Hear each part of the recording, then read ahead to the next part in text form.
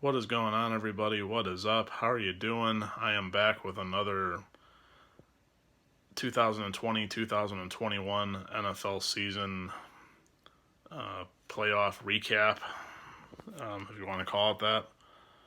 And in this video, I'm going to be talking about the games that took place this past weekend in the AFC. Much like my recap video for the NFC, give this video a thumbs up.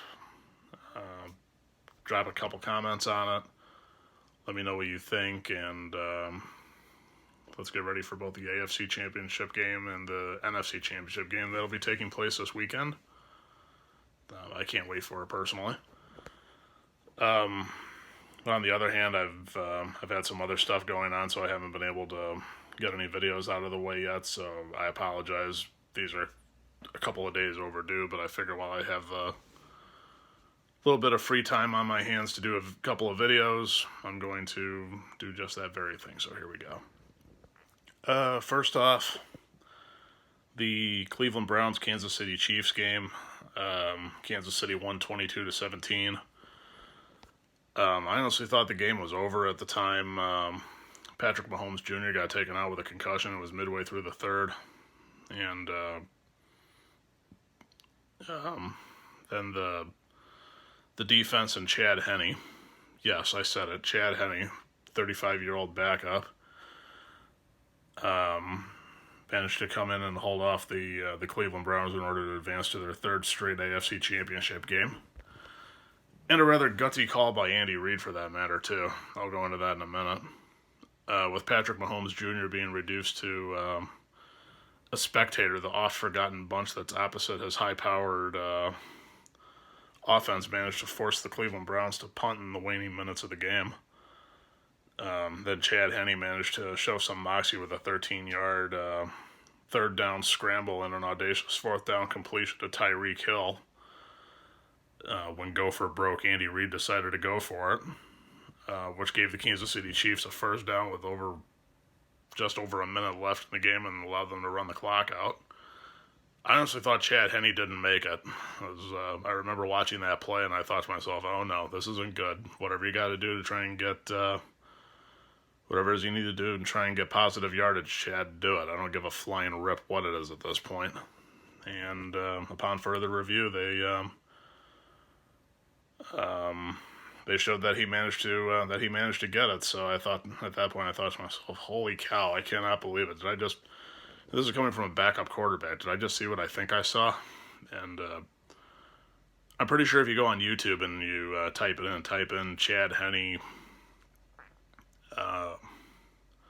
last minute scramble 2020 or something like that, or not 2020, 2021, I'm sorry. Chad Henne 2021 last minute scramble or something like that. Type that in on YouTube and you'll be able to see it. Patrick Mahomes Jr. took to social media, I think it was Instagram, and he posted something with the hashtag "Anything is possible," Henne being Henne, and I want to see, just for that right now, I want to see how much anything is possible trends for a hashtag. But anyway, going back to Patrick Mahomes Jr., he hadn't played in about 21 days since the Chiefs clinched the AFC's top seed in Week 16. Had he have played in Week 17 against the San Diego Chargers, Kansas City would have quite possibly won the game, but that's neither here nor there. But before leaving midway through the third quarter, though, number 15 hardly missed a beat. He finished 21 of 30 for 255 yards and a touchdown, and he ran for another score. So the well-oiled and fine-tuned machine that is Patrick Mahomes Jr., he was going on all cylinders this past Sunday. Harrison Butker, the kicker, he added 3 field goals for the Chiefs. And at one point in time, they nearly blew a 19-3 lead, but they managed to survive. Though, and again, the Chiefs became the first AFC team to host 3 straight conference title games. So The Kansas City Chiefs did they did rather well on that part, so now they go up against Buffalo. I'll get to them in a second. But on the flip side, though, for Cleveland, Baker Mayfield threw for 204 yards with a touchdown and an interception. The Cleveland Browns were coming off their first playoff win since the 1994-1995 season.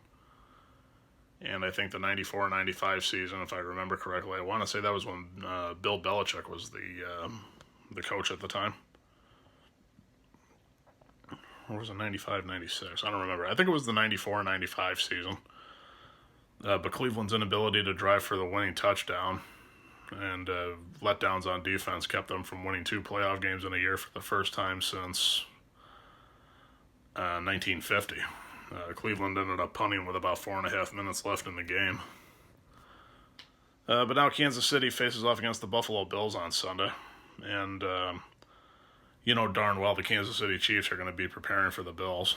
And the Bills are going to be doing the same thing for them. But the way I see it, the Bills are out for revenge in this game, and they just might get it in the form of winning the AFC Championship. Because in Week 6 in Buffalo, the Buffalo Bills lost to Kansas City 26-17. So, will the Buffalo Bills not only get their revenge, but will they also win the AFC Championship, knock out the defending Super Bowl champions, and move on to the Super Bowl? Or will Kansas City manage to knock them out and go to Super Bowl 55? The defending Super Bowl champions in the Super Bowl picture. I can see that, but I'll go into that when I do my predictions video. That should be coming out within the next day or two. But Josh Allen and Patrick Mahomes Jr. the rematch. This is going to be a sight to see, in my opinion. I can't wait to see it all unfold personally. But anyway, speaking of Josh Allen, that leads me to the next game that I want to talk about. As soon as here we go. Get some of my notes ready. The Buffalo Bills and the Baltimore Ravens. This past Saturday night, the Ravens fell to the Buffalo Bills 17-3. In what was supposed to be a showdown between Lamar Jackson Jr. and Josh Allen, I think the player who literally stole the show was Taron Johnson from Buffalo. Lamar Jackson Jr. went to go and throw a touchdown pass. Taron Johnson intercepted, and he ran all the way to the other end of the field for I think it was 101 yards or 102. I don't remember how many exactly or about they called it. I want to say it was 102 yards.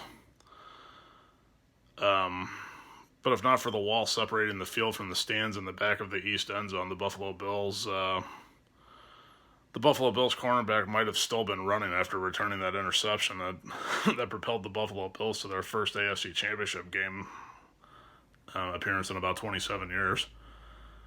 That pick six of Lamar Jackson Jr. It had 41 seconds left in the third quarter, and it helped secure a 17-3 victory.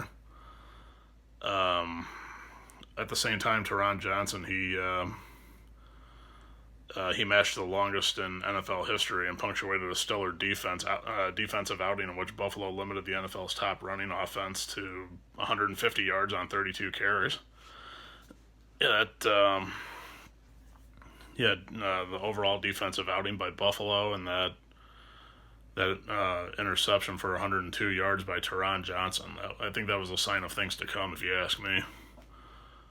Lamar Jackson Jr., though, he was the MVP last year. He ended up getting sacked 3 times, and he didn't even return after sustaining a concussion. Again, in the same weekend, two starting quarterbacks that end up getting taken out with concussions and have to watch on the sidelines for a while the backup takes over. What a coincidence. Tyler Huntley in the case of Lamar Jackson Jr. and Chad Henne in the case of Patrick Mahomes Jr. So, both juniors, both starting quarterbacks, both got taken out with concussions. Who'd have thunk it? But anyway,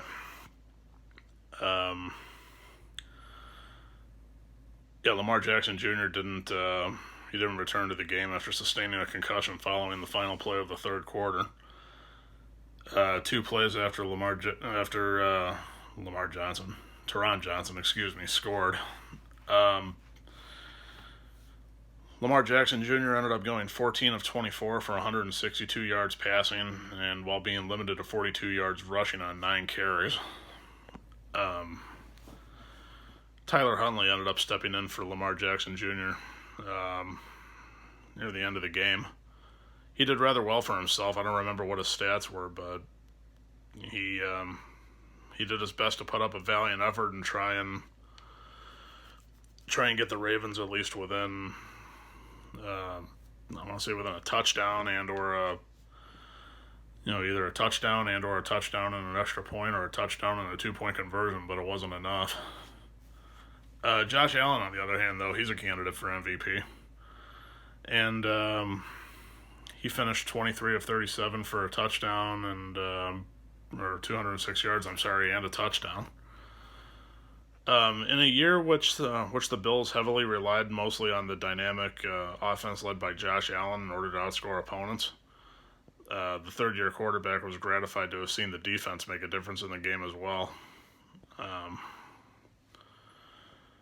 This was a game that was a pass-happy attack. A pass-happy attack was kept mostly in check for this game. But because of this victory, now the Bills advanced to the AFC Championship game for the first time since the 93-94 season, if my memory serves right. On their way to both making and losing 4 straight Super Bowl appearances. Buffalo also extended a season in which they broke numerous droughts by claiming their first AFC East Division title in 25 years. And with beating the Indianapolis Colts, they won their first postseason game since the same year. So, as far as that goes, I give the Buffalo Bills, excuse me. I have the Baltimore Ravens on the brain still. As far as the Buffalo Bills, though, I'll give them credit for that. They did rather well for themselves thus far this year, and maybe they cap it off with an AFC Championship game, or they cap it off with an AFC Championship victory, and or even a Super Bowl victory. Who knows? I'm not going to jump to conclusions as far as who's going to win the championship games and or who's going to win the Super Bowl. We won't know that until this Sunday. But kudos to you for the Buffalo Bills. If you're a Bills fan, then you've made it this far, and in my opinion, you most certainly deserve it. You worked hard to get to this point, and at the same time, at the end of the day, no matter what, one way or another, you made history. So. The Buffalo Bills won 8 straight games to match their best streak since, I think, the 1990-1991 season. And whoever it is that wins between Kansas City and Cleveland, that's who they... Kansas City and Cleveland. Who am I kidding? The game already happened. I'm sorry. Kansas City and Buffalo for the AFC Championship, and Green Bay and Tampa Bay for the NFC Championship. Both games are going to be fun, though. But, yeah, Buffalo's won 8 straight to match their best streak since the 1990-1991 season. And the Baltimore Ravens, on the other hand, they were the 5th seed. And their season came to an end after leading the NFL in yards rushing for a second straight year. So, Baltimore, though, they clinched their 3rd playoff berth in 3 straight years by winning their final 5 regular season games. But the winning streak came after a 1-4 skid, which was capped off by a 19-14 loss at Pittsburgh, I want to say, on December 2nd, I'm sorry. December 2nd, I believe, in a game that was rescheduled 3 different times due to COVID-19 and issues that were going on as far as that. But that's really about it. I tried to make this as brief as I could, and I apologize if this video didn't come out that well. So, let me know what you think when this video gets posted. Give me your thoughts on the games here between the Ravens and the Bills and what happened between the Chiefs and the Browns. And at the same time, watch my NFC predictions video. Keep an eye out, or NFC recap video, I'm sorry. And then keep an eye out for my predictions video for the AFC Championship game, the NFC Championship game, and then the Super Bowl. So, within the next couple of days or so, let's see what all unfolds. I'll get ready to make some more videos then. But in the meantime, stay safe, be well. Talk to you guys later. Subscribe to my YouTube page. Follow me on Instagram, Parler, PlayStation Network, whatever else you're able to follow me on. And in the meantime, I will see you when I see you. Talk to you later. And that's really about it. So, have a good one. Have a good weekend. And let's see what happens in the respective championship games this Sunday night.